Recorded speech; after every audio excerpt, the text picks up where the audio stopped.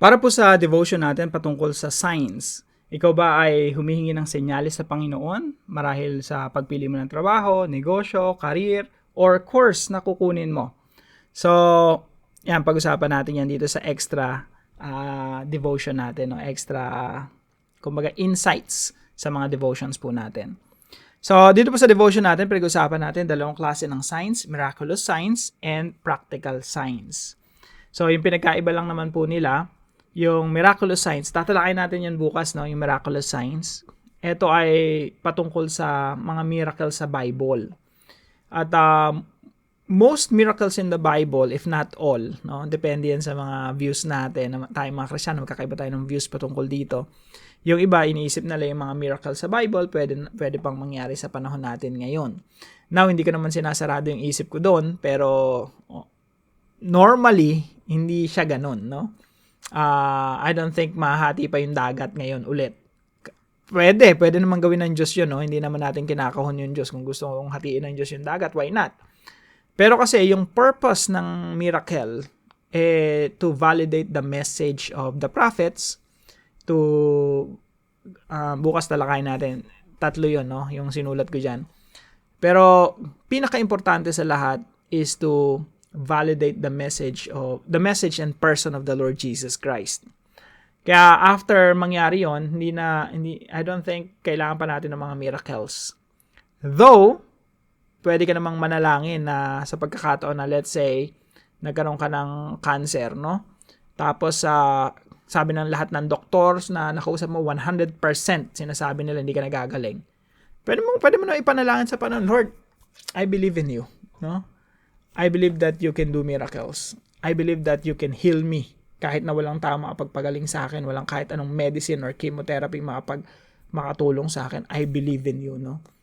So, in that case, naniniwala ako na pwedeng kumilos ang Diyos at pagalingin ka talaga miraculously. So, hindi naman natin sinasara yung isip natin doon. Pero yung mga miracles sa Bible, lalo na yung mga ginawa ni Jesus Christ, ang primary reason noon is to validate the person and message of the Lord Jesus Christ, lalo na yung resurrection. So, pag-usapan natin yan bukas. Sa ngayon, pag-usapan natin yung practical signs, no? Actually, napakaganda nga nung mga bira akong gawin tong 5 points na to. Actually, this year, ngayon lang tayo gumawa ng 5 points na devotion. So, 5 practical signs from God. Ito yung normal na pwede talaga natin gawin. Pag may hinihingi kang sign sa Panginoon when it comes to decision making, so pwede mong gawin to, no? Number 1, affirmation from godly people. Talagang i-consider mo yung mga makadiyos na tao, humingi ka ng advice sa kanila, kailangan mong magpakumbaba. Kailangan nating magpakumbaba and ask people's guidance and counsel.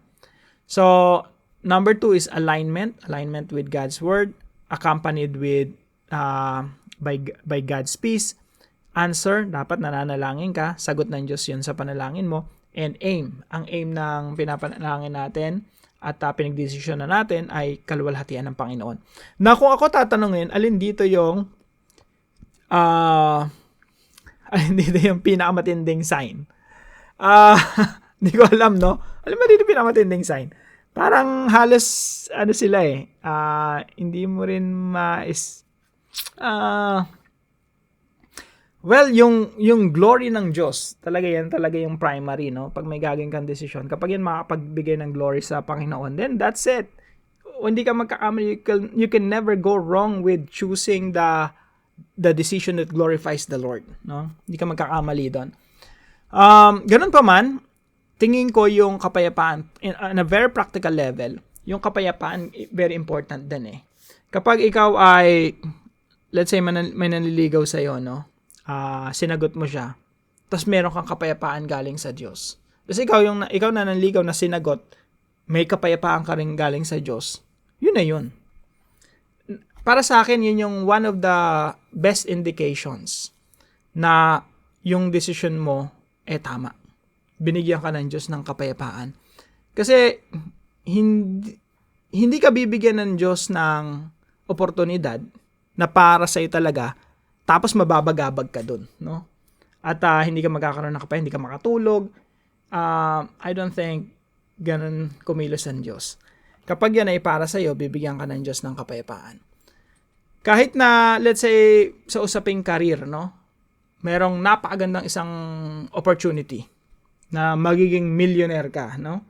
Ang ganda ng opportunity, let's say, napakataas na posisyon sa isang kumpanya. Tapos yung isa naman ay hindi naman ganun kataas, no?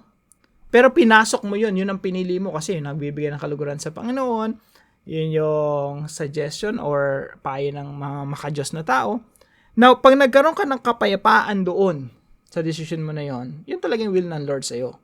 Pero pag pinili mo yung isa dahil sa mas magandang oportunidad, mas malaking kinikita, pero wala kang kapayapaan, anong pipili mo sa dalawa? Siyempre, pipiliin mo yung meron kang kapayapaan. Kasi dito, kahit magkaroon ka man ng billion, if you don't have peace, yung peace kasi hindi mo siya mabibili rin eh. Tinan mo yung mga billionaires na yumaman dahil sa maling kaparaanan. Hindi sila makatulog eh. Kasi, paano ka makakatulog eh, hinahabol ka ng, ng karma, di ba? Kung meron mang karma. Of course, yung concept ng karma, biblical naman eh. Pag gumawa ka ng mali, yung maling ginawa mo, hahantingin ka rin nun. Hindi ka magkakaroon ng kapayapaan. So, dito po sa mga points natin, parang pang seminar siya, no? Isang mahabang usapan. Pagmuni-munihan po natin. Maganda po ito, mapag-usapan natin ng, you have someone with you, pwedeng asawa mo, i-discuss nyo, no? Mula dito sa 5 practical signs from God hanggang sa application.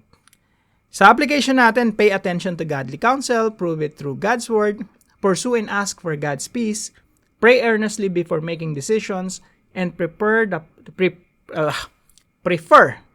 path or decision that brings glory to God. Para po sa inyo, no? Alin po rito yung pinaka malapit sa puso nyo or nakaka-relate kayo? Paalam nyo po sa comment section at ma-appreciate ko po na makita yung inyong mga nasa isip.